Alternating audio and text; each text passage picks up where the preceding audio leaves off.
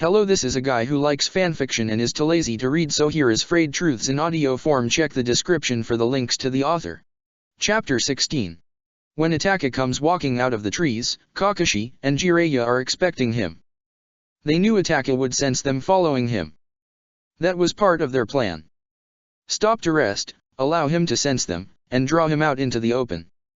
They prepared measures beforehand, knowing they would have to fight him. Jiraiya had already planted chains in the ground beneath them. Even mentioning Sasuke was a calculated move on their part. Itaka is an expert at concealing his presence.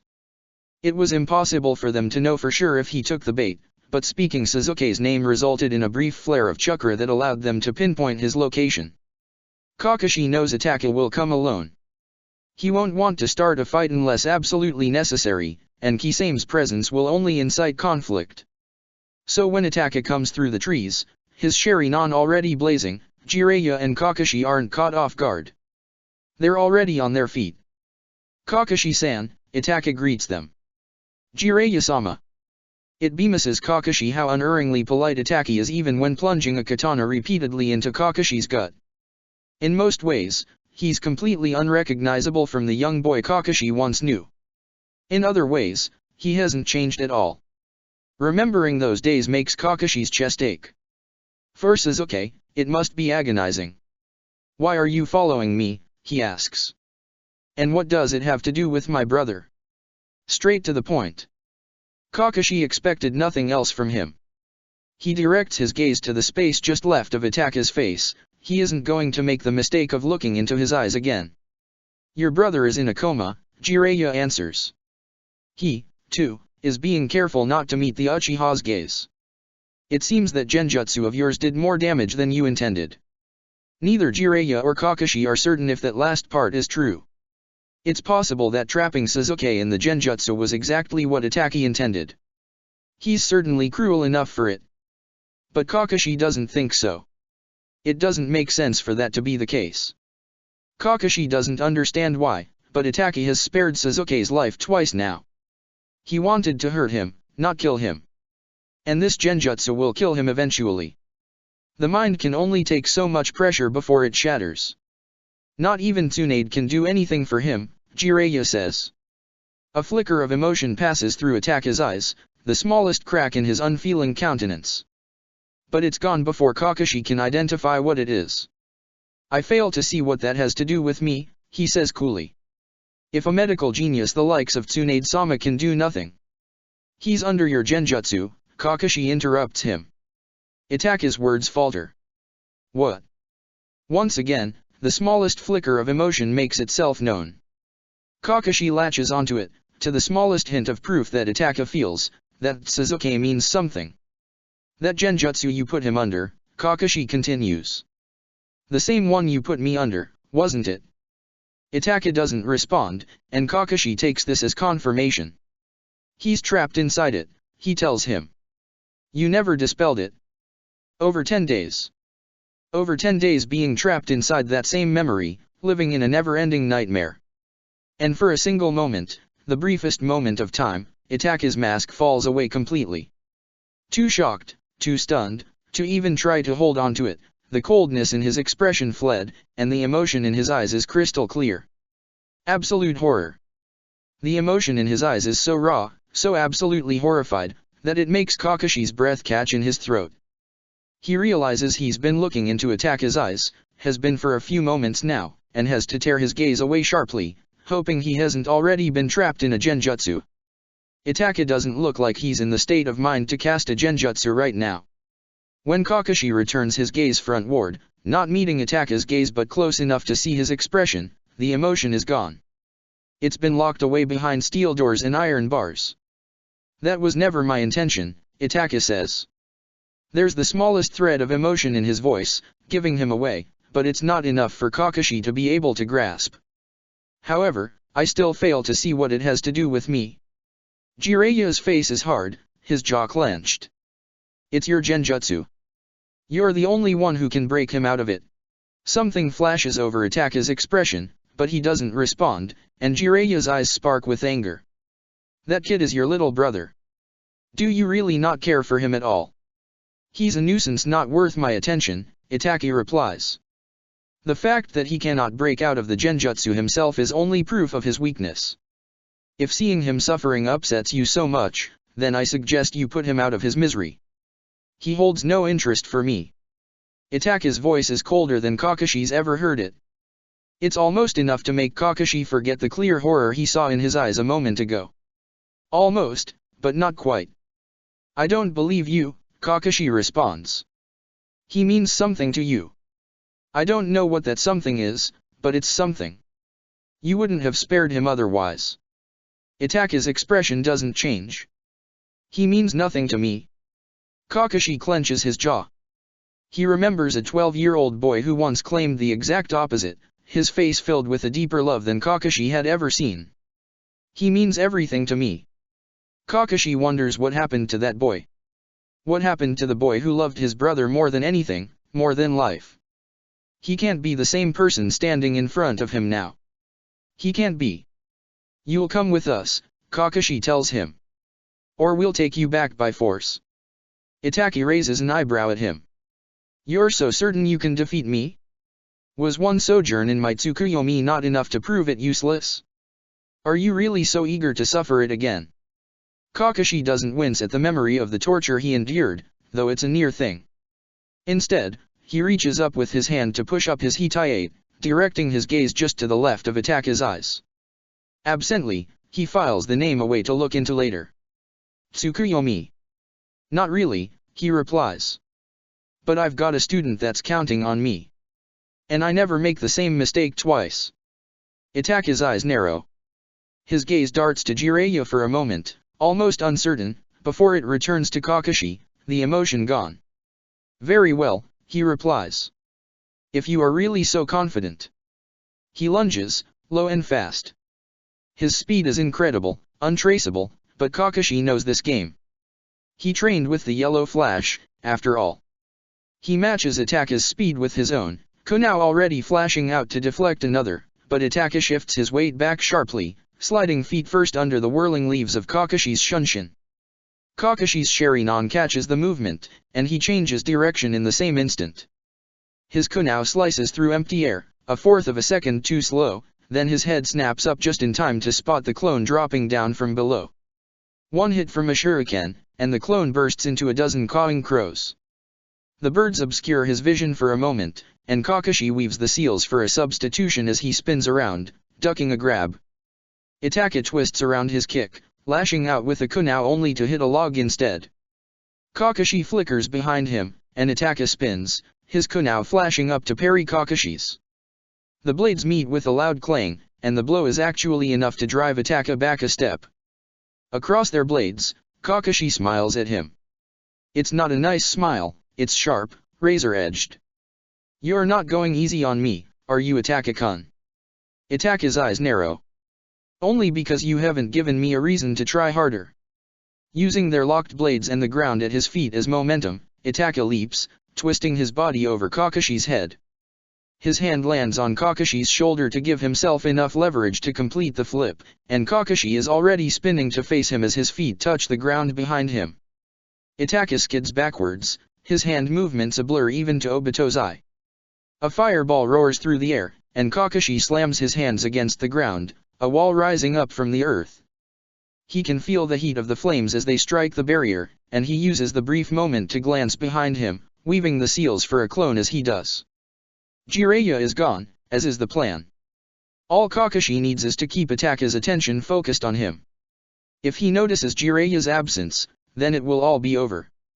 Itaki is behind the wall before the flames have even died away, and his katana, when did he even have time to draw it, cuts through the air. The clone pops, and the plumes of dust momentarily obscure Itaki's vision. The earth beneath him erupts, and Kakashi grabs Itaki by the ankles, wrenching him down. Another clone. Itaki's body disappears in a murder of crows, as Kakashi expected it would. He reforms in front of him, and Kakashi doesn't pause, he ducks a kick to the chin and drops, his own fireball expelling from his lips. Itaki slides under the flames, close enough that Kakashi sees the ends of his bangs catch fire. He spins around so quickly that the air puts them out before they can even burn, and his katana slices through the air, but Kakashi is already gone.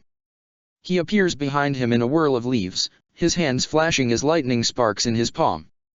Rakery! Itake's head jerks to the side, narrowly avoiding the fatal blow. His katana slides back into its sheath, and he grips Kakashi's arm at the elbow. His other hand grabs the back of Kakashi's head, yanking him close. Sharingan meets Sharingan, their gazes locking for the first time. Jiraiya, now! Kakashi yells, just as Itake's main Jakku activates. Kakashi whooshes away in a whirl of leaves, just as blood begins to trickle from Itake's right eye.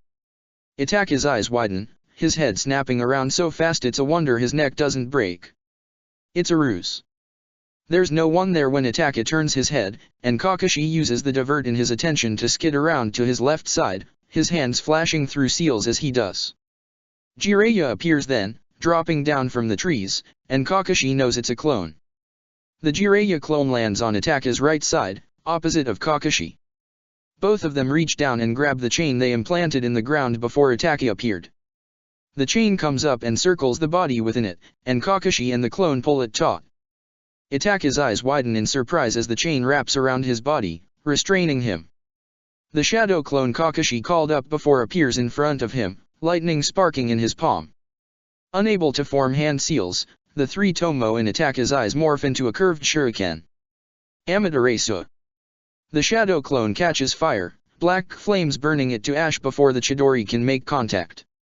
Blood now dripping from both of his eyes, Itake wraps his hands around the metal chains encasing him and pulls. The chain shatters beneath his strength, clearly increased by infusing his own hands with chakra, but it's too late. The real Jiraiya appears, erupting from the ground behind him.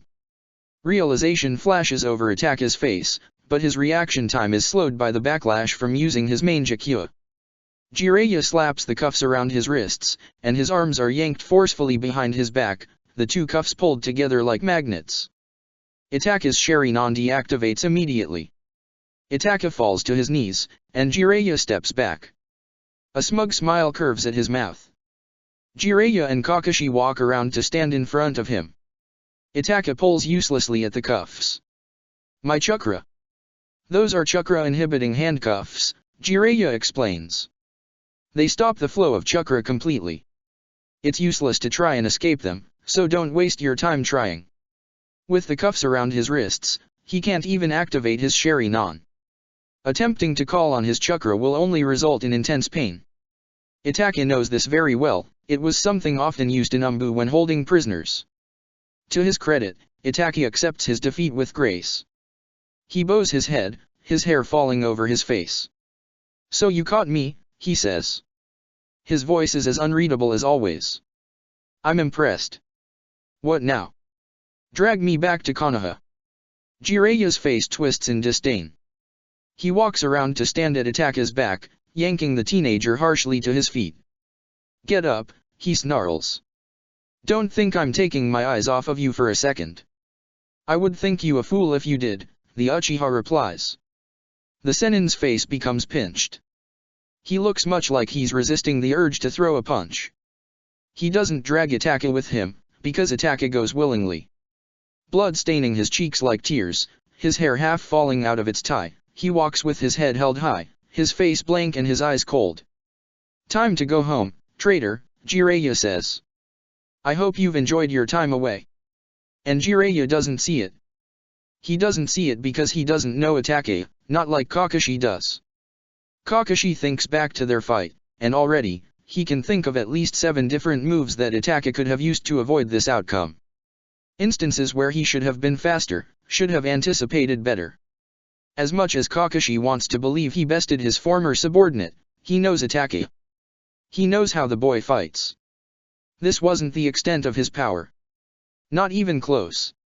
Kakashi looks into Itake's emotionless gaze, and even though he can't understand why, he knows with a stone-cold certainty that Itake let them win. Itake let them capture him.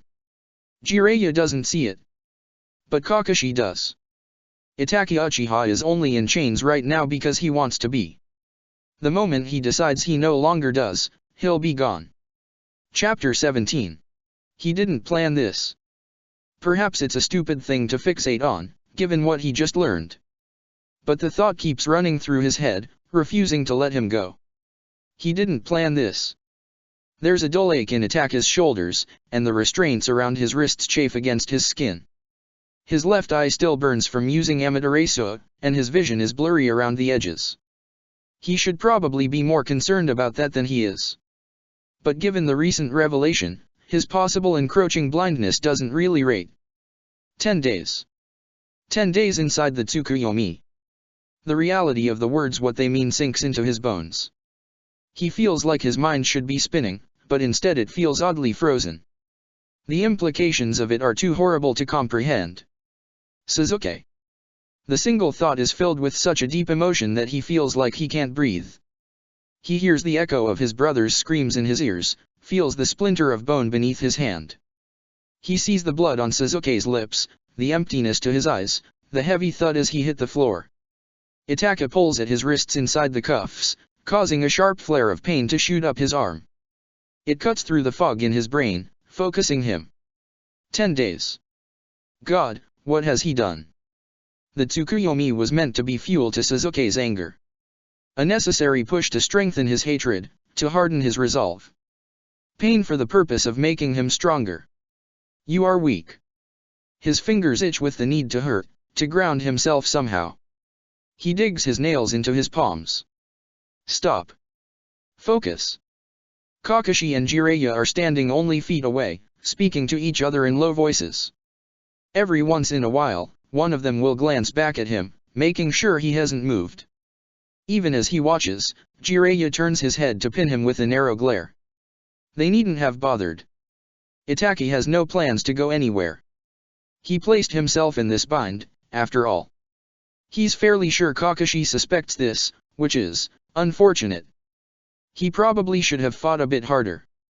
It was the only thing he could think to do, forced to adapt to the situation. He couldn't reveal the truth to them.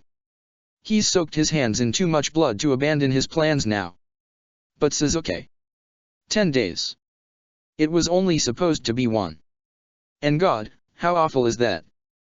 That even now, he's still justifying his torture of his brother. Because 10 days is unforgivable, but a measly 24 hours is just fine, right? Outwardly, he keeps his expression blank. But it's taking every ounce of control he has to keep his emotions from his face.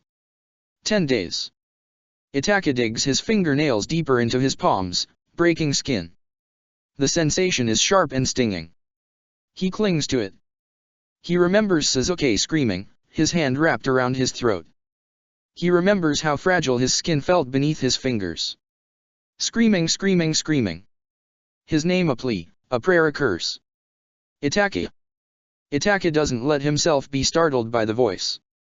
He looks up from the ground in front of him. Kakashi is standing only a couple feet away, he didn't even hear the man approach. Careless. When did you get so careless? Kakashi-san, he responds. He glances behind him, where Jiraiya is standing just out of earshot. Finally moving out, are we? Kisame will come looking for me if we linger too long. Kakashi watches him with an expression Itaka can't read. Slowly, he crouches down, so he and Itaka are eye to eye. I see what you're doing, you know. I might not understand it, but I still see it. You let yourself fall into our trap on purpose. Itaka thinks about denying it, realizes quickly that it would be pointless. And if I did? If you did, then that would certainly be interesting, the Jounin replies. His eye curves up into the approximation of a smile. Considering you claim he means nothing to you. His tone is light, almost amused, but beneath it there's a hardness to his voice that's like steel. Like graphene. And Itaki remembers, suddenly, that the man in front of him was an Umbu captain. His Umbu captain, but that's irrelevant. He's not to be underestimated.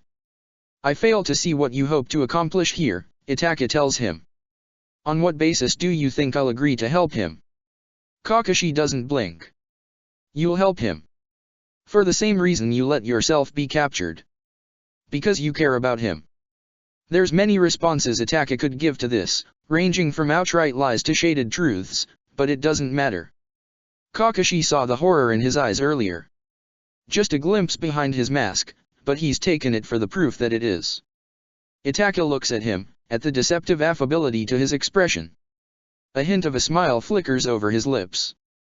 There's nothing I can say that would convince you otherwise, is there?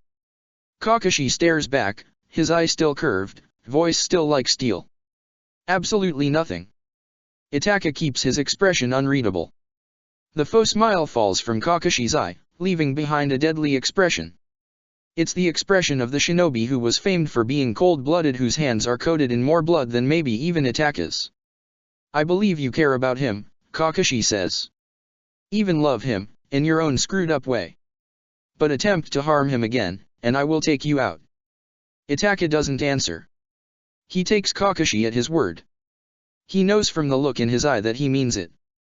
With these cuffs locked around his wrists, Kakashi would probably actually succeed if he tried. Kakashi stands. He grabs Itaka by the arm as he does, and Itaka pushes himself to his feet before he can be yanked there. Come on, Kakashi says. We're heading out. Itaka goes the way he's led, ignoring the ache in his shoulders. He forces his mind away from his brother, away from the torment he's currently suffering. He wonders what Kisame will tell Pain when they meet. He wonders if Madara will guess what has happened. He wonders how long it will take the Akatsuki to declare him a traitor. It takes them 3 days to reach Konoha, even at their fastest pace. 3 more days that Sasuke is stuck inside the Tsukuyomi. They pass through the gates and make for Hokage Tower. Itaka counts the seconds that pass, his nails gauging marks into his already abused palms.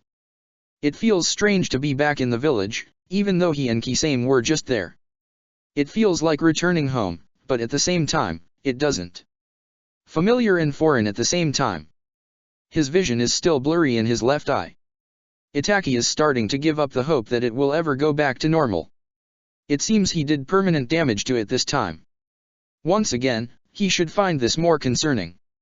But Sasuke is so prominently in his thoughts, everything else falls to the wayside. The Godame's gaze is hard and cold as she appraises him, eyes flickering from the blood on his face to the cuffs on his wrists. You're going to fix whatever you did to your brother, she says, without preamble. And then I'm placing you in a cell. Itaka doesn't respond. When they reach the hospital, Jiraiya and Kakashi's eyes still sharp on him, Itaka doesn't let them see his hesitance. He follows Tsunade into the hospital room.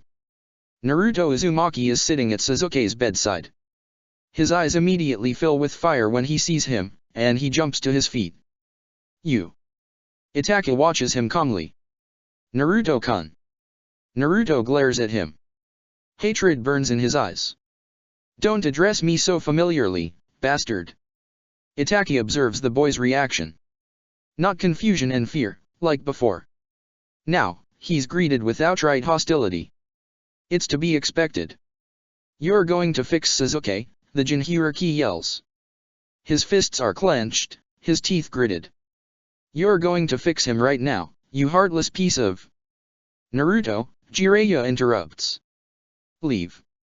Naruto makes an outraged face. But... now. Fury in his expression, the genin looks to Kakashi, clearly hoping his sensei will contradict this order. But Kakashi just jerks his head toward the door. We'll talk later, he says.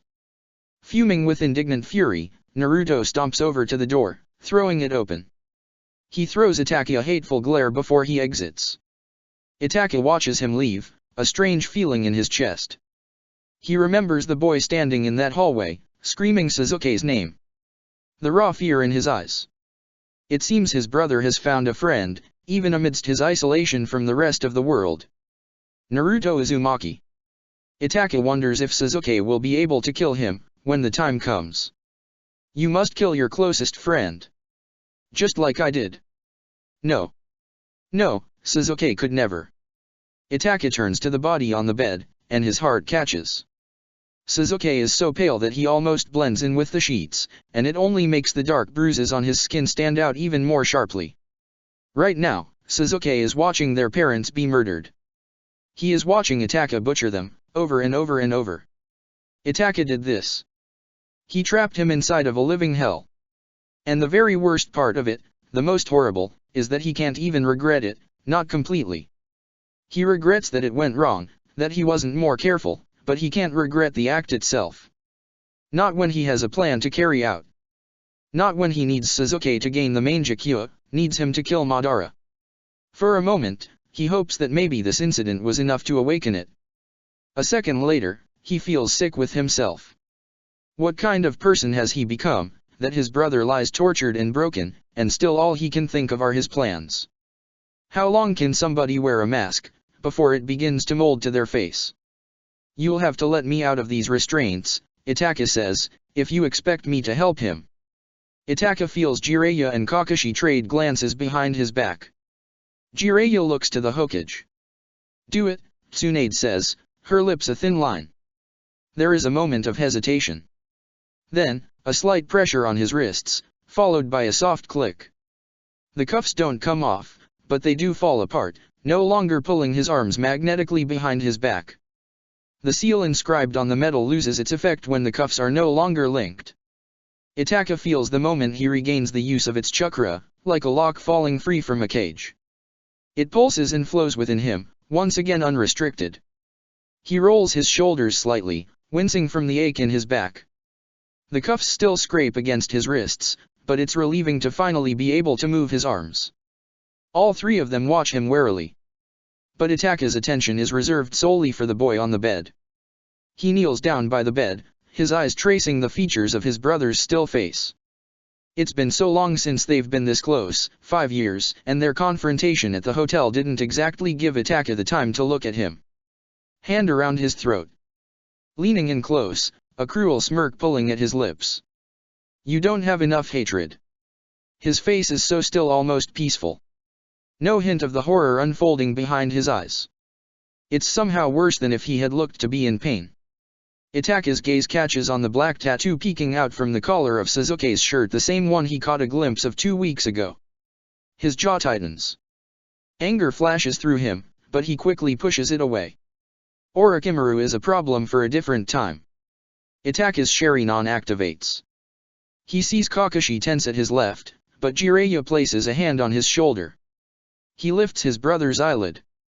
Preparing himself for the scene he knows will greet him, his Sharingan whirls, then locks with Sasuke's eye. The hospital room falls away, and the familiar landscape materializes around him. Wooden floorboards beneath his feet, the smell of blood strong in the air. His parents kneeling, their heads down. Foolish little brother. Itaka barely resists wincing at the sound of his own voice, cold and cruel and echoing. He blocks out the sounds behind him, doesn't flinch as he hears the bodies thud against the ground. He looks for Sasuke. He's sitting in the corner of the room, 7 years old and not a minute older than he was on that night. Itaka ignores the brief stutter to his heart, the sharp pain in his chest, and walks over to him. He lowers himself down in front of him slowly, as if approaching a skittish cat. Sasuke doesn't react. He doesn't even seem to see him. It takes a mere thought from Itaka to halt the reenactment behind him. His parents' bodies fade away, leaving only an empty room. Sasuke's eyes don't so much as flicker. There are dried tear tracks on his cheeks, but he isn't crying, not anymore. He just looks blank. Vacant-eyed. The expression causes a sharp fear to flare in Itaka's heart. 13 days. What if it was too much? What if he's too late? This isn't what he meant to happen. He wanted to push Sasuke to the edge, he never meant to shove him over it. The mask falls from Itaka's eyes, revealing the sorrow beneath. His brother's eyes are dull and lifeless, and somehow it's even worse than that night, because at least there was a fight in him then. There isn't now. 13 days. Itaka looks at the young version of his brother so heartbreakingly familiar, and the anguish in his chest burns so brightly that it chokes him. Sasuke, he says softly. I know you won't believe me. But I need you to know. Fingertips reach out, brushing the tears gently from the child's cheeks. He places his hand beneath his brother's chin, guiding his gaze up. I'm so sorry I ever did this to you. The tomo in Itaka's eyes morph into a curved shuriken. Itaka grabs hold of the genjutsu, and he rips it apart. Chapter 18. His entire world is painted red. He thinks that maybe it's always been red. Red walls. Red ceiling. Red floors. Red sky. Red on his skin and collecting beneath his feet. Red staring out at him from pinwheel eyes, a cold voice and bloody hands. Dripping, splashing, ripping, tearing, bleeding. Please stop Don Twanto si Wirio showing. Red. Everything red. He's forgotten what other colors look like. He's forgotten the sky isn't supposed to be crimson, that the ground isn't meant to be seeped in scarlet. He's forgotten what the floor looks like without the blood staining it, forgotten what his hands look like once they're washed clean. Your fault you did this to awake to save them. The screams are deafening. He thinks his hands are covering his ears. He isn't sure. Maybe they're on his knees. In his hair. On the floor, scraping against the floorboards. He thinks his eyes are closed. Or maybe they're open. It doesn't matter either way, because he sees the same thing. Hears the same thing. Blood. Screams. Bodies hitting the ground. The smell of it invades his nose. He chokes on it. Red, red, red everywhere. His father is in front of him, blood on his lips. His mother's throat is gaping, fragments of bone poking out. A woman whose fingers grip the grass beneath her, as stainless steel slices through her back. A man in a police force uniform, his head 20 feet from his legs. A child backed against the wall in terror, tears dripping down her cheeks. Itakin Eisen, what are you? Slice. Scream. Thud. Mother, father, auntie, uncle, cousin. He doesn't recognize any of their faces. He feels like he should. But he doesn't know the lifeless eyes staring back at him, the stiff expressions, and maybe that's a good thing, maybe that's better, because watching the bodies fall hurts enough without being able to put a name to them. Hajakia Shiro Inabaiko Imai. Red. It drips from the walls and sinks into the floor. It paints the sky the shade of blood, rains down on him from above. Stop, why please didn't he kill? He wonders if he is dead, for surely this must be Izanami's realm. Yuri no Tevin worth killing. The screaming fills his head, invades his ears. It sinks into his bones, carves itself into his brain. A cold, cruel voice, the slice of a blade through air, the crunch of sinew and muscle, and above it all, that man. That man. Who is that man again? Nii Sananikai brother Itaki. Always geoing tobe thurforio one tilt anything happened to you heavy acted like he older brother you desired. He doesn't know. He doesn't know anything. All that he knows is the screaming. And the red. So much red. No please Nii-san don't kill. Nii-san. Yes. That man is his brother. That man is his brother and he loves Shatta sister rified. Runkling toil wretched life haveth a same ice no diven worth killing. His mother crawls toward him, dragging her body across the wooden floor. Her neck is a mess of broken bone and skin. She holds bloody fingers out toward him. Suzuki-kun, her breath gurgles, blood spilling down her chin. Why didn't you save us? He whimpers, slamming his eyes closed. His hands press tightly against his ears. A sob escapes his lips, and he presses his face against his knees. Stop. Stop, stop, stop, Nii-san please stop. There's a strange sensation against his skin. Blood? No, touch. Fingers brushing his cheek. He opens his eyes. Familiar pinwheel eyes, whirling, and drowning in blood. Words that float away, refusing to reach him. So sorry.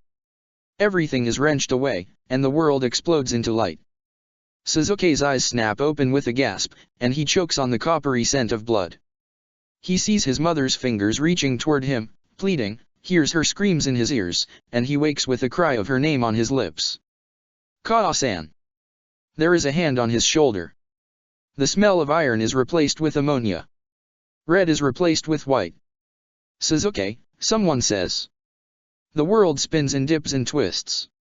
The blood in his nose, in his mouth, mingles with the smell of antiseptic, and the red coating his vision merges with the white. He struggles to grasp something. To understand. Screaming, screaming, screaming, please stop. There's a hand on his shoulder. Suzuki's panicked gaze snaps up, meeting a pair of familiar eyes. The main Jakushari non. Foolish little brother totus thelimits off my ability almost pitaiwitwas necessary. Long, dark hair. A face with deep groove lines beneath the eyes. A slashed Konoha headband. No even worth killing have he acted like he older brother Udis I read it wazel for my own sake a foolish little brother on a day when I you haveth the same eyes. Everything falls away. White bleeds into red, and nothing exists except the weight of those eyes. That pattern. That gaze. Foolish little brother almost pitayo. Fleekling toil wretched life surviving in such on insight liminer. You restil toi kuden thavi noft hat. And I san father and mother are both. Stani I san stop lease weary showing myth eyes why. You've been jealous of me and resented may of harbored hope he soft surpassing. This easily ethicist and I san it on understand. Go away didn't interest me te moment. I'm always geoing tobe thur for you even if it just is an obstacle for you to overcome. Stop stani I san please stop we. One a day when I you haveth the same eyes come back in face. That's what big brothers are for. He's blind with panic, with rage, with fear. But mostly, he's blind with emotion. All he can see are those dimmed eyes, and he lashes out blindly. No, no, no, no, no, get away. He sees their bodies falling, thudding. He sees the blood splash against the wall, their faces twisted in anguish and terror. He hears their screams. His mother and father kneeling, their heads bowed. A sword raised above their heads. Aunt Nairi shaking her head, crying out her disbelief even as she raises her sword. Shuriken flying through the air, hitting each target dead in the center of the chest. Shisui's little sister pressed against the wall, tears streaking her face. Itakenai Aizen, what are you? The sharp whoosh of a blade cutting through air. He kicks with his feet, bangs his arm against something, causing white-hot pain to spark through him. There are hands on his shoulders, his arms, holding him down, and he fights against them. All he can see are those eyes, all he can hear are their screams. Stop stop stop stop stop stop stop. Get him out of here now, someone yells. There are noises. Footsteps. Voices. A door. There's a hand on his shoulder, against his arm, under his chin, and Suzuki flinches away, hearing nothing but screams. Feeling nothing but the blood against his skin and the wooden floor beneath his cheek. There's someone trying to speak to him, a familiar voice, but all Suzuki can hear is Itake. You're weak, you're weak, you're weak, you're weak. No, no. There's a sharp pinch in his neck. His mind becomes fuzzy and unfocused, his body becoming heavy. A sudden exhaustion crashes over him, digs its claws into his brain, fighting to drag him down. Suzuki lets the darkness take him. Kakashi leaps into action the moment Suzuki panics. He grabs Itaka by the back of his cloak, yanking him away from the bed. He pins his thrashing student to the cot, wincing as a foot catches him in the ribs, and tries to prevent him from crashing to the floor. The Sharingan in Itaka's eyes have faded. Jiraiya drags him quickly from the room. His hands on Suzuki's arms are going to cause bruises. Kakashi tries to be more gentle, but Suzuki is struggling so much that it's impossible. He lashes out with his foot again, hitting the metal frame of the bed hard. He twists his head to the side, tries to kick Kakashi away. Kakashi tries to get his student's attention, tries to get him to focus, but it's no use. Suzuki's eyes are clouded, completely unaware. The sight of Itaka's Sharingan, the moment after waking, sent him spiraling. In his panic, Suzuki gasps out the word mom. Kakashi's heart breaks. Move, Tsunade says. She tries to push him aside, and when he doesn't move, she barks at him louder, Kakashi, move. Kakashi obeys. Tsunade shoves him aside, and there's a quick flash of metal. Needle, Kakashi registers, and before he can open his mouth to protest, the deed is done. Suzuki's struggles stop. He drops back into sleep. Kakashi releases his student's arms, pulling away. He gives the Godame a narrow look. Was that really necessary, he asks. Tsunade gives him an unimpressed look. He wasn't calming down, and you pinning him like that was only making him worse. He would have ended up hurting himself. Kakashi presses his mouth into a thin line, looking down at his unconscious student. He knows that she's right, he's just desperate for Sasuke to wake up, to open his eyes and confirm that he's no longer trapped in a hell. Itake's presence, immediately after being broken from the genjutsu, is clearly what triggered such a violent reaction, Tsunade says. When he wakes again, he should be calmer. Kakashi stares down at the kid, his heart clenching in his chest. Sasuke's head is turned to the side, and his hair has fallen into his face. Kakashi reaches out a hand to brush it away. He hopes that Sasuke's sleep is dreamless. What's going to happen with Itachi, he asks. He won't be going near Sasuke anytime soon, that's for sure. Kakashi grimaces slightly, his gaze not leaving his student. Sasuke won't like that. Well, he'll have to deal with it, Tsunade replies. There's no way I'm letting them in the same room. Sasuke's psychological state is extremely fragile right now, that much is obvious even without a proper evaluation. And Itachi is clearly a trigger for him. Itachi has always been a trigger for him, he thinks, but his jaw tightens slightly. He knows what she means. He knows this is different. He knows the same way his own Chidori still causes him to freeze sometimes, the memory of brown hair and bloody lips. Kakashi. The way the feeling of blood on his hands still makes him unable to breathe, makes him want to scrub and scrub until his skin is red and cracked. Kakashi. He knows in the way he still wakes up screaming, Obito's eye burning in his skull. We'll put him in one of our cells, Tsunade says. He holds valuable intel on the Akatsuki. I don't expect he'll talk willingly, but I'll attempt to speak with him before sending in a member of torture and interrogation. He was Umbu, Kakashi reminds her, tries very hard not to think of that young teenage boy in the cat mask. He will resist you. He will try. Kakashi sighs and doesn't respond. He doesn't know if she's underestimating Itachi or if he's overestimating him. Go, Tsunade tells him, motioning toward the door. I'll place guards in front of the room. You'll be informed as soon as he wakes up. Kakashi obeys without protest, but only because he knows that Naruto is still waiting for him just outside. Kakashi's honestly surprised that he hasn't tried to burst back in by now. Kakashi leaves the Godame with his student, shutting the door behind him. Naruto jumps on him the moment he emerges, before he has even turned. Kakashi-sensei, he yells. What happened? Is Sasuke alright? I heard him yelling, but then he stopped and Pervy Sage was dragging Itachi down the hallway and wouldn't tell me what was going on. Kakashi halts the outpour of words with a raised hand.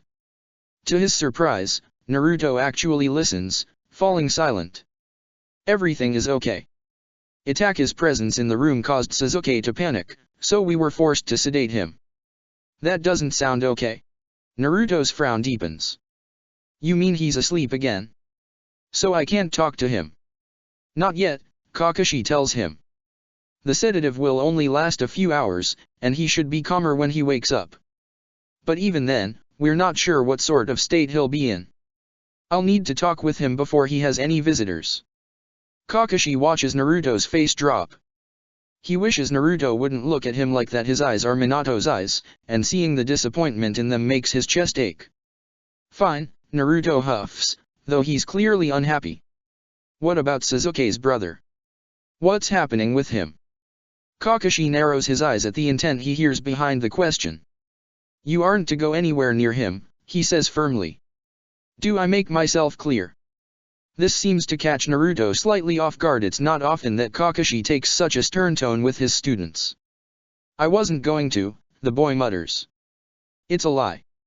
Kakashi's face becomes even sterner. Naruto, I mean it, he stresses. You're what the Akatsuki is after. You are to stay away from Itachi. I know. Naruto yells. I get it, all right. Geez. He crosses his arms over his chest, huffing and glaring up at his sensei. Kakashi watches him closely, allows some of his sternness to melt. Good. Now where's Sakura? Naruto shrugs. I don't know. Her house, probably. She says her parents have been super Hover-Y since the whole thing where she almost died. She thinks she kind of freaked them out. Kakashi frowns. Almost died? Did Naruto mean Gaara? That was weeks ago. Why are they only worried now? Weeks. Naruto repeats, looking slightly confused. I'm talking about a couple days ago. You know, with the sound ninja. No, Kakashi most certainly doesn't know. What sound ninja? He says sharply, straightening slightly in alarm. What are you talking about? The old lady didn't tell you. Tell me what, Naruto? Naruto tells him. Kakashi listens, and his jaw tightens. His teeth clench. Sakura almost would have died, if Guy hadn't been there. And Sasuke was almost taken to Otagakure. He almost lost 2 of his students, and Tsunade hadn't seen reason to tell him. Kakashi reminds himself that he just got here, and pushes down his anger. In light of everything that happened in that room, it's not unreasonable that other things might slip Tsunade's mind.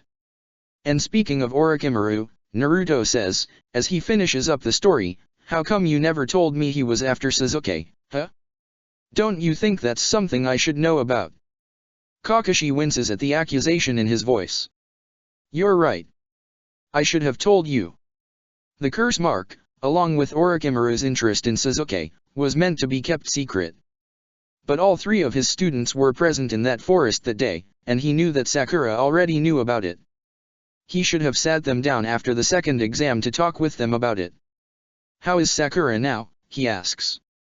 Is she okay? She's fine. Tsunade Basin healed her.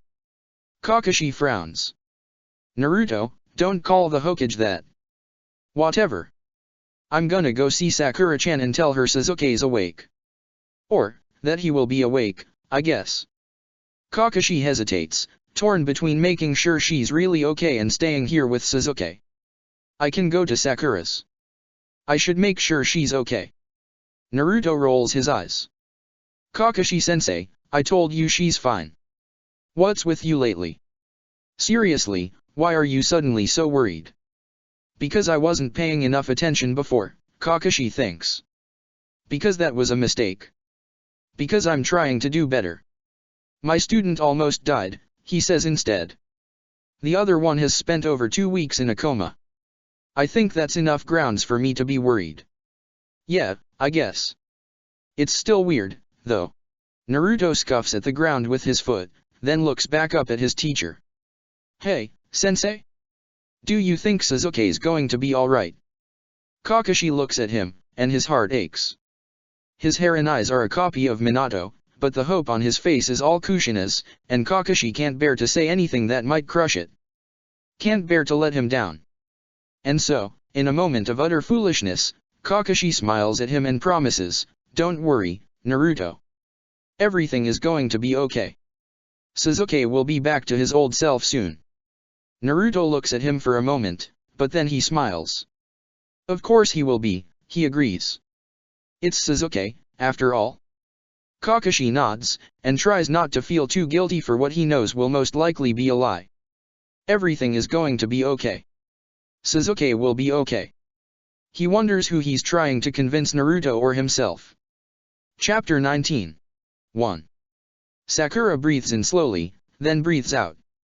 She keeps her eyes closed, her hands on her crossed legs, as she begins to count her breaths. 2. She tries to clear her mind, to empty her head of all thoughts. She's normally good at that, at making her brain be quiet, but she's finding it difficult this time. Her head is swirling with worries and anxieties and fears. They won't leave her alone. 3. She can feel the steady beat of her heart in her chest. She attempts to focus on it, to allow it to center her, but instead of calming her, this has the opposite effect. She becomes unsettlingly aware of her own heartbeat, how fragile it feels, how easy it would be for it to stop or skip a beat. She's been very aware of her own heartbeat lately. Ever since the 4 sound ninjas attacked her at the hospital. She remembers the feeling of the cold floor against her cheek, the taste of blood in her mouth. She remembers the stutter of her heart against her ribs, knowing with utter certainty that she was about to die. She feels it now in her chest. The memory causes her heartbeat to stutter. Her breath catches. 4. It scares her how easily that beat could stop.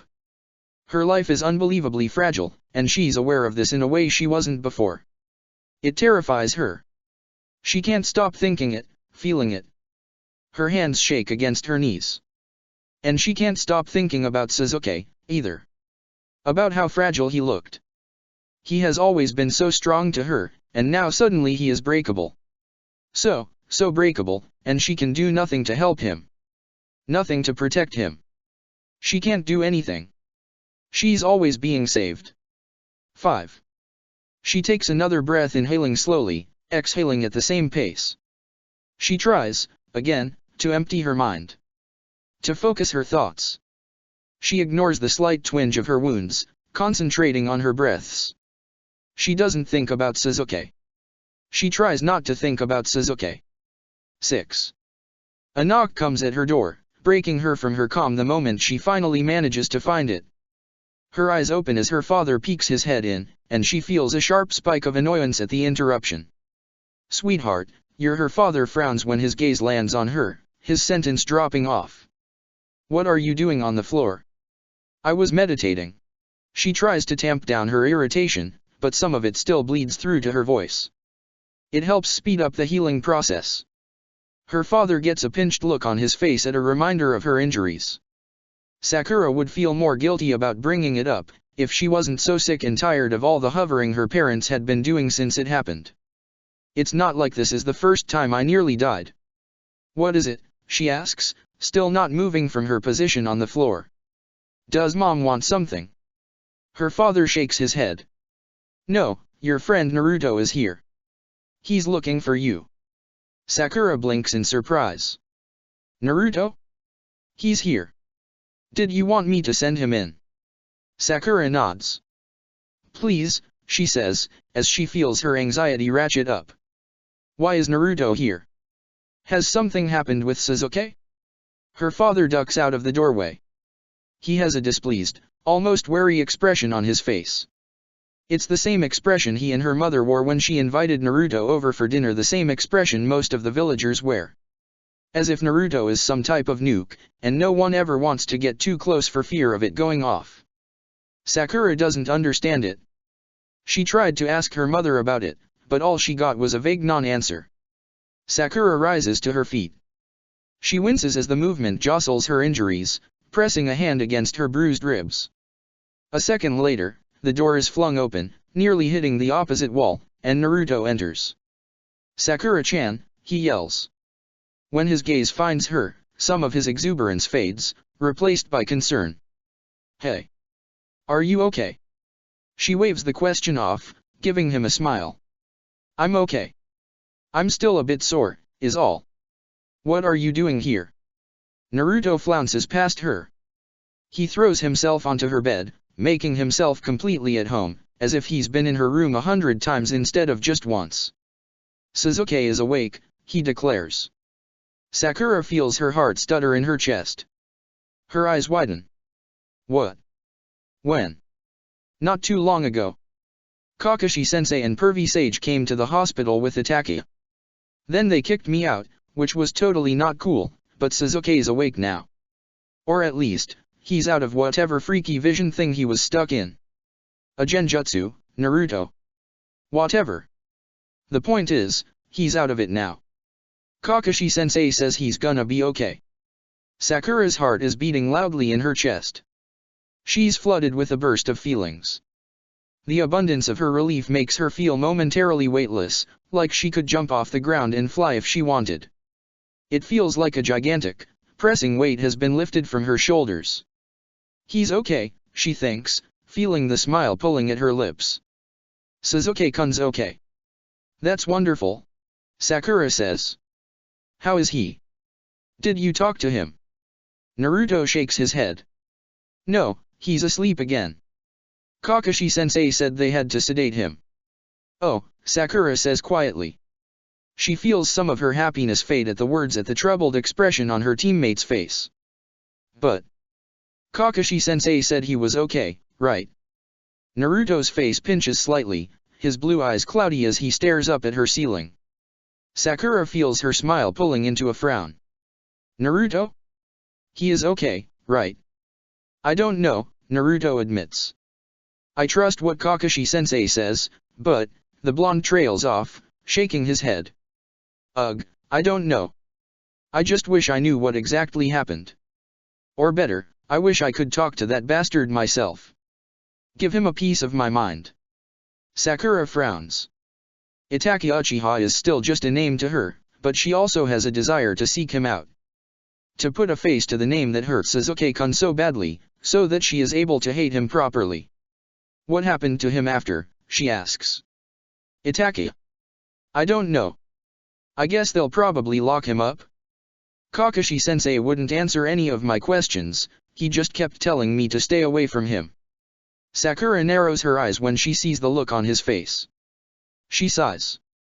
You're not going to listen to him, are you? Naruto sits up suddenly, glaring at her from the bed.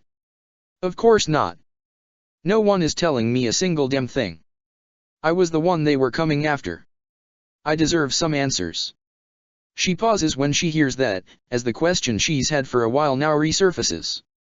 She asked Kakashi-sensei about it after it happened, but his answer had never completely satisfied her. There had been too many holes, too many things that still failed to make sense. Why was he after you, Naruto? Naruto freezes, an expression like a startled deer passing over his face. That's a... Sakura gives him a sharp look, halting his stuttering. I'm not stupid, Naruto. There's something else going on here, right?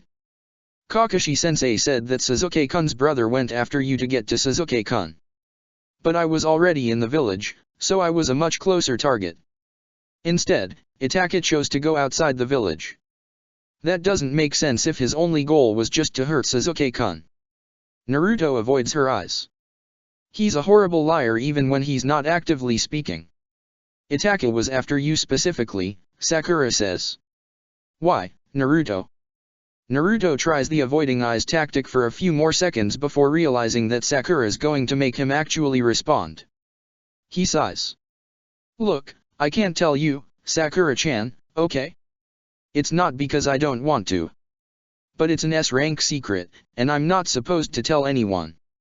Sakura's mind is whirling with questions. An S-rank secret? One that Naruto can't tell her about? What could it possibly be, and how does Itake Uchiha connect? She doesn't understand why, but it's becoming clear to her now that there's way more to this than she knows. Naruto and Kakashi are keeping secrets from her, and perhaps Sasuke as well. She frowns at him, trying to organize her thoughts. Does this have anything to do with how the rest of the village treats you? Naruto flinches slightly. He lowers his gaze. Yeah, it's about that. Sakura looks at him, at his downtrodden expression. She wants to say something to make him feel better, but she doesn't know what to say because she doesn't know what it's about. Why do the adults in the village treat Naruto like scum? Why do her own parents look so uncomfortable when she mentions his name? Sakura sighs, accepting her lack of answers. For now, anyway. So what are you going to do, then? Get answers, Naruto declares, with a determined set to his jaw. If Kakashi-sensei and Pervy Sage don't want to tell me anything, then I'll have to go straight to the source. Sakura nods. Once again, she feels the beat of her own heart against her ribs, rapid and fragile. I'll come with you, she says. Itake doesn't acknowledge her when she enters the interrogation room. Tsunade slides into the chair across from him, and he still doesn't look up. Uchiha-san, she greets him. I hope you find your accommodations to be to your liking. He doesn't respond. His hands are clasped in front of him, cuffs tied around his wrists. A chain connects the cuffs to the center of the table, allowing him little room for movement. The light glow of the seals engraved on the metal signify that the cuffs are active, prohibiting the flow of his chakra. His hair shadows his face, falling from its tie. She wonders if it bothers him that he can't fix it. You're a former shinobi of Konoha, she says, giving a pointed look to his slashed Hitai. And a former member of Umbu, so you already know the procedure for these types of situations. Itake doesn't react. Tsunade's jaw clenches. I assume you don't need me to remind you of your rights, she tells him coldly. Of the fact that you have none. Itake finally raises his head to look at her. His expression is blank. I'm a traitor to Konoha, he says. Standard procedure regarding traitors is to eliminate them. The fact that I've been taken to an interrogation room instead of an execution block can only mean that you plan to extract intel from me. Tsunade's expression doesn't shift. Konohagakure doesn't perform executions anymore. Not publicly. Tsunade's mouth thins. She clasps her hands in front of her, a mimicry of Itaka's current position. We know that your group the Akatsuki is after the tailed beasts, she says. What we don't know is why. She pauses, then asks in an icy voice, I assume it was you that fed them the information that Naruto was the Jinhiriki. You assume right, Itaki replies. His voice gives nothing away. He admits to his treason unflinchingly, unapologetically. Tsunade feels her hands tighten. And your organization's goal? Care to shed any light on that subject? Its other members, their abilities. Tsunade doesn't expect him to spill any of the information he holds, so she is entirely unsurprised when he doesn't answer her. He raises his chin, his eyes still infuriatingly blank. Your questions are pointless. I will not betray the Akatsuki. Tsunade raises an eyebrow. Really? Forgive me if I don't take you for the loyal type. She gives another pointed look toward his headband when she says this, the slashed line bisecting the symbol evidence of his betrayal. Something flashes in Itaka's eyes, the slightest hint of an emotion, but it's gone before she can pin it down. Still, she saw it. For the briefest moment, Itaki Uchiha reacted. Interesting. You know how this works, Uchiha, she tells him. Me coming in here and asking you is just a courtesy. If you refuse to cooperate then you will do so unwillingly. If you won't talk to me, then you can deal with torture and interrogation. And they won't be nearly as considerate as I'm being right now. She thinks she sees Itaka's jaw tense slightly, but she isn't sure. She knows Itaka was Umbu, that he was trained to resist mental interrogation. But he's still only a teenager, and given enough time, Tsunade doesn't doubt that Ibiki will succeed in prying information out of him. Itaka doesn't reply. Tsunade finds herself searching for something to get him to react, something that will shake that unbreakable coldness. Kakashi is under the impression that you let yourself be captured and brought back here, she says. Is this true? Kakashi-san can assume whatever he likes, the boy replies, because that's what he is, a boy. He's not even old enough to drink. Fucking hell, it doesn't matter to me. Still reeling from the sudden reminder of how young the Akatsuki member in front of her is, Tsunade takes careful note of the fact that he never denied the words. The use of an honorific also catches her off guard. It strikes her as strange that he should be so polite.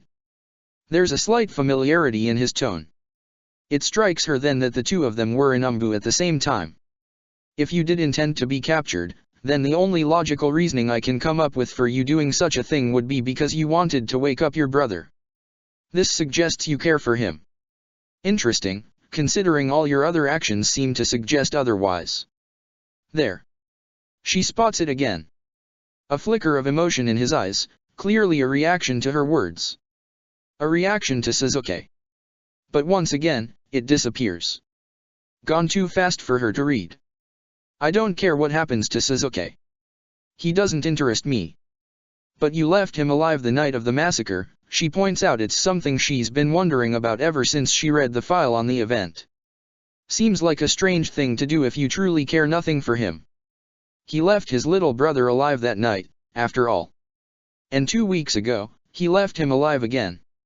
Surely that suggests some type of attachment? I left him alive because I wanted a worthy opponent, Itaka says. As he is now, he is worthless to me. But he has potential. I did not spare him out of kindness, I did it for my own benefit. It strikes Tsunade as odd that he is saying so much, that he is being so open about her questions. Then she cottons on to what he's doing, that he's been leading this conversation from the moment he opened his mouth, every freely given word creating a smokescreen of honesty. Itaka hasn't actually given her any information at all. Everything he has told her is nothing she doesn't already know. He's talking, yes, but he hasn't actually answered anything. He's only made it seem to her that he has. Tsunade narrows her eyes when she realizes this. Genius, she reminds herself. Be careful. After the massacre, Sasuke told the Sandaime that you claimed to have killed your clan as a way to measure your own abilities. Was it really for so simple a reason? Their lives were really so meaningless to you. What they meant to me is irrelevant, Itake responds. Their deaths were necessary to test my strength. That is all. The look in his eyes reminds her of the corpses she's seen on the battlefield, no light and no emotion. She's never seen it on a living person. How much of your own soul must you kill, she wonders, to look so utterly dead? The message he's trying to communicate is clear. I killed them to see if I could. There is no deeper meaning. Stop looking for one. And yet, something about the explanation bothers her. It feels too simple, too contrived. Something about it feels wrong. I left him alive because I wanted a worthy opponent. No. That answer has a million holes. There's something else going on here, and Tsunade gets the sudden feeling that she's skating the outskirts of something big. Something dangerous. You're playing a dangerous game, Danzo had told her. The silence lengthens, and neither of them speaks. Finally, Itake drops his gaze to table in front of him, asking, "How is Sasuke?" "I thought you didn't care." Itake's clasped fingers tighten slightly. He doesn't respond. Tsunade slides back her chair, standing up. "I'll tell you what," she says. "I'll leave you here to think about your options. When I come back, depending on what you decide, maybe I'll let you know how your brother is doing." She walks to the door, opening it up. She glances back at him before she exits. He still hasn't raised his head. You can cooperate willingly, or you can be forced to. The choice is yours. She exits the room, the heavy door clicking shut behind her. She sighs, bringing a hand up to pinch the bridge of her nose. That conversation gave her just what she expected, nothing. It seems she would have to do this the hard way. Tsunade frowns, thinking about the last few words they exchanged. For a moment, he seemed almost concerned. But then why? Ow. Naruto. Tsunade straightens the moment she hears the sharp hiss, coming just to her left. Her eyes narrow. That was my foot, you moron. Well, don't stop in the middle of the hallway then. Tsunade turns the corner of the hallway, her hands on her hips and her face set in a fierce scowl. The two genin freeze the moment they see her, falling silent as they stare at her with wide eyes. "Oh shit," Naruto says. "I hate you," Sakura sighs.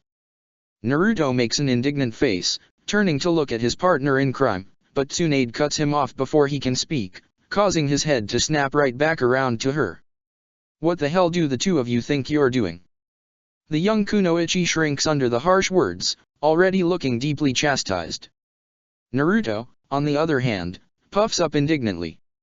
"Going to talk to Itake," he says. "What does it look like, a basin?" Next to him, Sakura makes a strangled noise. Tsunade feels her eyebrow twitch. "Show some respect, brat. And like hell you are." The nerve of this child and the stupidity continues to shock her. The Akatsuki are after him. Is he really so foolish as to try and place himself alone in a room with one of its members? Itake may be chained down, but that doesn't mean Naruto should walk himself out in front of him like a gift basket. "I don't want either of you anywhere near here, understand?" Naruto grits his teeth. His eyes spark. "No one is telling me anything," he yells. "Not about Sasuke, and not about why these damn Akatsuki guys are after me. I deserve answers, and if you aren't going to give them to me." "Did it ever occur to you," Tsunade snaps, "that we don't know either?" Naruto falls silent in surprise, and Tsunade continues, "We don't know what they want with you. We don't know what their goal is. That's what we are trying to figure out, so why don't you let us do our jobs instead of interfering left and right?" The two of them are silent. Naruto looks slightly uncomfortable now. "You really don't know what they want with me?" he asks. "No," she admits. "I don't." Both of them are quiet, shifting their feet slightly. Sakura bows her head, muttering an apology under her breath. Tsunade sighs. She steps toward them, spinning the two of them around and pushing them forward the way they came. "Come on, you two brats. Get out of here." Kisame expected that Madara wouldn't be happy that Itake was captured. He hadn't expected him to order him killed. "Killed?" Kisame repeats. "Is that not a bit extreme?" The two of them are alone in one of the Akatsuki hideouts. Madara is wearing a mask to conceal his face, though there is really no point, since Kisame is the only one present. Itake has been in Konoha's hands for a couple days now, but Kisame isn't worried. He's fairly certain Itake let himself be captured clearly because he cares about that little brother of his. Itake would never admit to caring about the kid. But Kisame isn't blind. He saw the way Itake pummeled the kid in that hotel hallway. It was personal in a way that Kisame had never seen his partner be with anyone else. He holds vital information about the Akatsuki and its members, Madara tells him. We can't afford any of that to get out. Eliminating him is the only option. Itake isn't the type of man to spill our secrets, Kisame points out. And he isn't aware of your endgame, anyway. That doesn't matter, Madara says. The intel he holds is still too valuable. The risk he presents to us is too great, especially if he chooses to ally with the Leaf. Kisame's mouth turns down in a confused frown at these words, wondering why his partner would ever ally with Konoha. Kisame always suspected that Itake secretly cared for his brother, and his earlier actions proved this, but he failed to see why Madara was so convinced Itake would betray them for the village he left behind. He's become a threat to our organization, the masked man says. You need to take him out. Kisame considers this for a moment.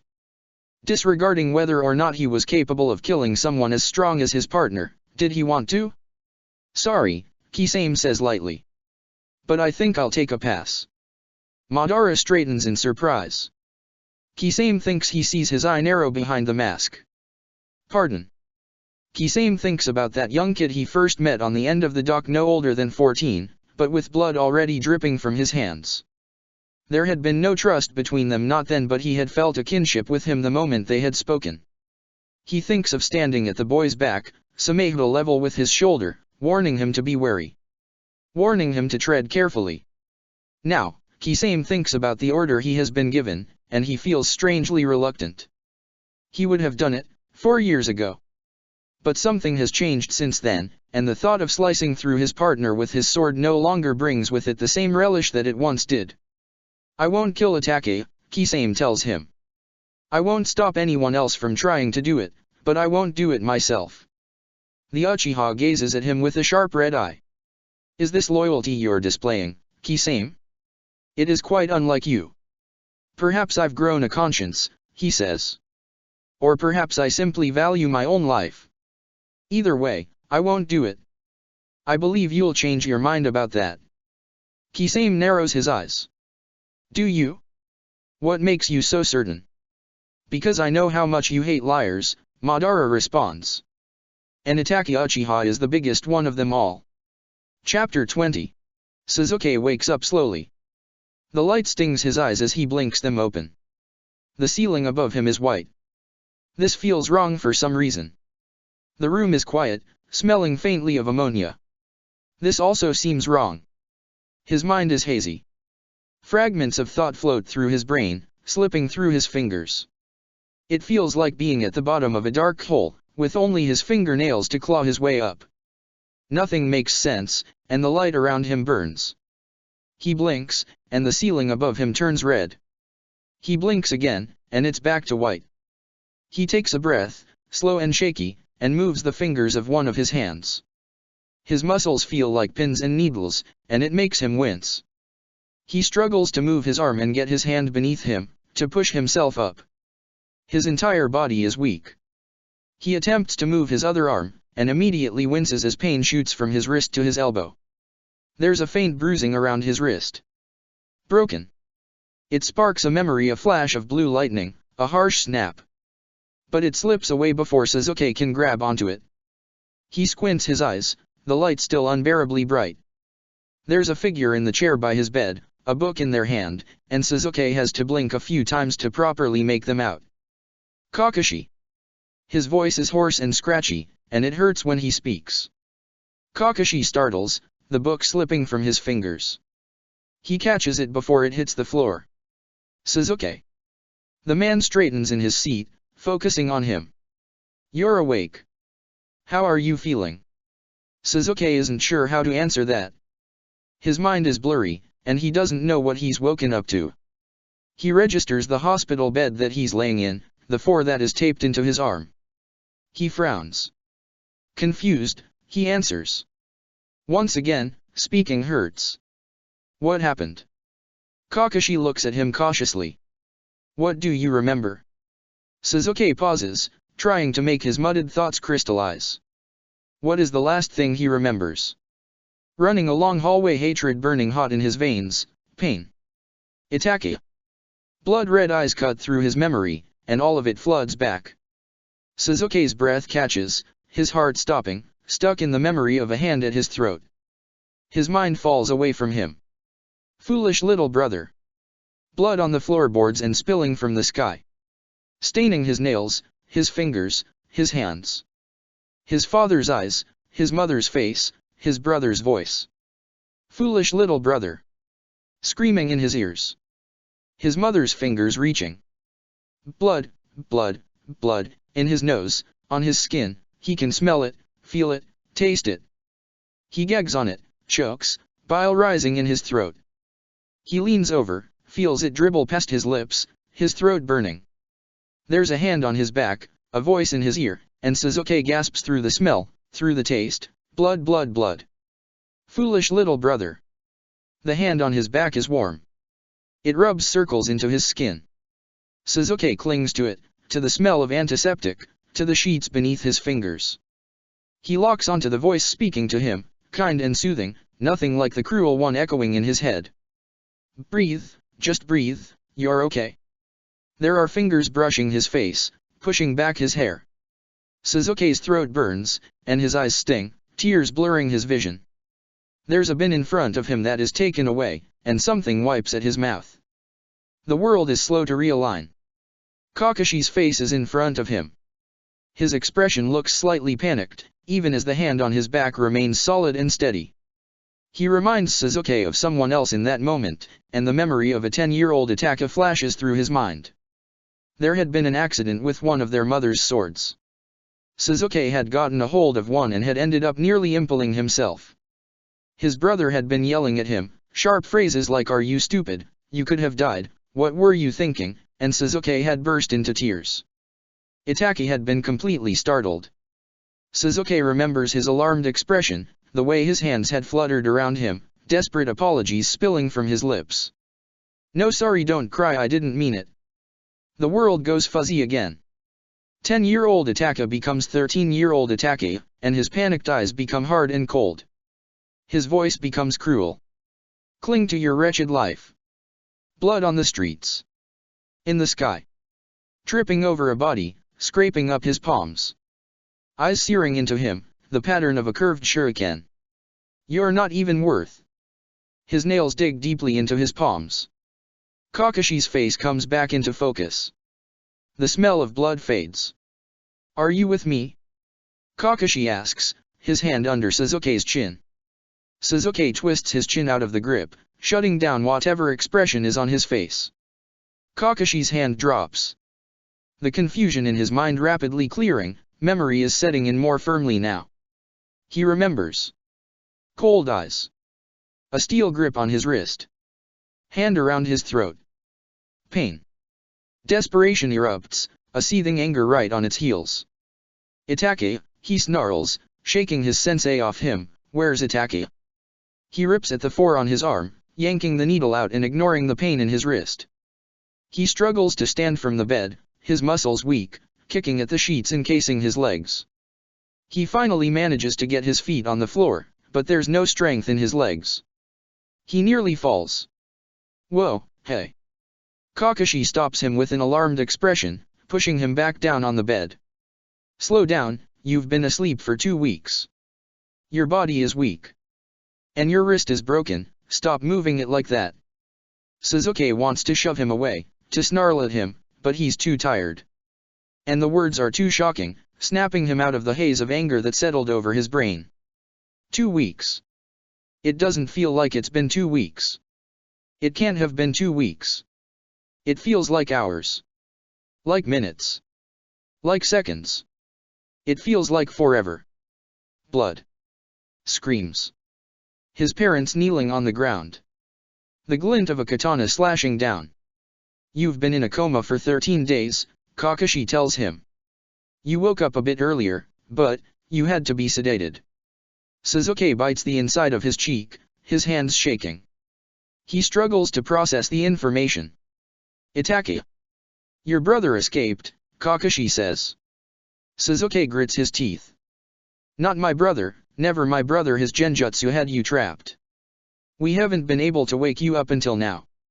The Jounin pauses, seeming caught between saying something else. He closes his mouth, an odd look on his face. Sasuke remembers a stretching hallway, lightning at his fingertips. He remembers sharp knuckles and hard fists, a loud voice and blonde hair. Naruto. Sasuke says, sitting up sharply as he remembers. Is he? He's fine, Kakashi says. He pushes down on Sasuke's chest again. What did I tell you? Stop trying to get up. You'll just fall over. Sasuke scowls, refusing to acknowledge the wave of relief that crashes over him as he hears that the idiot is safe. He thinks of Itachi, eyes cold and ruthless, and the memories of blood rise up again. He buries them as deep as he can, forcing the coppery smell from his nose. Forcing the image of the Mangekyou from his brain. Foolish little brother. Sasuke's hands shake. He can't seem to parse out what he's feeling. Fear, yes. Anxiety. And anger. Always anger. What happened? He asks. You said he put me in a coma. What does that mean? How did you wake me up? He despises the way his voice shakes. The way his hands tremble. Stupid, he tells himself, tightening his grip on the pale sheets. You're being stupid. Kakashi looks at him warily. There's a look in his exposed eye that Sasuke can't quite read. Your brother trapped you in a genjutsu. In it, he's able to fully manipulate space and time. There's that word again. Brother. Sasuke's vision goes red around the edges. Brother, brother, brother. I have acted like the older brother you desire. I know how it works, he snaps, his nails cutting into his palms. I've been through it before. Why didn't I wake up? Kakashi looks deeply sad for a moment, for reasons Sasuke doesn't understand. Then he shakes his head. I don't know why you didn't wake up. Why the genjutsu didn't release. Itachi's abilities are. I don't have the faintest idea how they work. This isn't a surprise. Sasuke doesn't understand much better. There's so much about the Mangekyou that remains unknown. Three tomo swirling together, becoming curved. A hand at his throat. Falling, falling, falling. For 24 hours, relieve that day. Sasuke feels his hands shaking again as he struggles to combat the memories, to keep them from sucking him in. A blinding rage fills him, threatening to migrate to his eyes. 24 hours. That was way longer than 24 hours, you bastard. His chest feels tight. Every time he closes his eyes, all he sees is blood and bodies, and it makes him terrified to even blink. He wants to cry. He wants to scream. He wants to punch Itachi right in his perfectly straight teeth. He wants to dig his thumbs into that man's eyes, wants to rip them from his skull. Foolish little brother. There are hands on his shoulders again. Kakashi is suddenly very close to him, with that same alarmed look on his face again. Sasuke, breathe. Sasuke didn't realize his breathing sped up. He attempts to return it to normal, to blink the red from his vision. Kakashi's face blurs with Itachi's in his mind, concern into cruelty, and Sasuke presses his hand against the mattress beneath him, putting pressure on his broken wrist. You're not even. The pain causes his vision to go white. The images fade. He's left with a hot burn of shame, hating the look on his sensei's face. Like he's a skittish cat, like he has to tread carefully around him, like he's something fragile. Sasuke. I'm fine, Sasuke snaps, before he can even finish the question. He shrugs the man's hands from his shoulders. How did you wake me up? There it is again. That pause. That reluctance. Sasuke feels himself bristle. Kakashi. Promise me you'll remain calm. When I tell you, you can't freak out. Tell me what. Kakashi pauses again, his gaze searching Sasuke's face. Then he tells him, "Your brother woke you up. He was the only one who could. Jiraiya and I tracked him down." There's a faint roaring in his ears. The world becomes less focused again. Sasuke doesn't understand. Itachi, that man helped him? Why would he? Blood. Screams. The floor beneath his cheek, fingers scraping against the bloody wood. Icy eyes staring down at him. To test the limits of my ability. Sasuke's eyes bleed into red. Rage, anger, hatred, fury burns through his veins like a fire, like a match against a line of gasoline. His heart beats it, a litany of Itachi. Where is he? Sasuke snarls, ripping back the sheets and shoving himself from the bed. His Sharingan brings everything into sharp, vivid focus, seems to paint the world in red. You said you caught him. Where is he? Where? His mother's fingers reaching out. Why didn't you save us?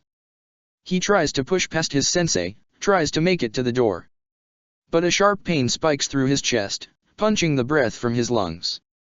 He gasps in surprise, coughing, pain, and he finds himself stumbling. Kakashi catches him just before his knees hit the hard floor. That is enough, he says. Vaguely, Sasuke registers that he hasn't ever heard the man be so sharp with him before. What did I tell you?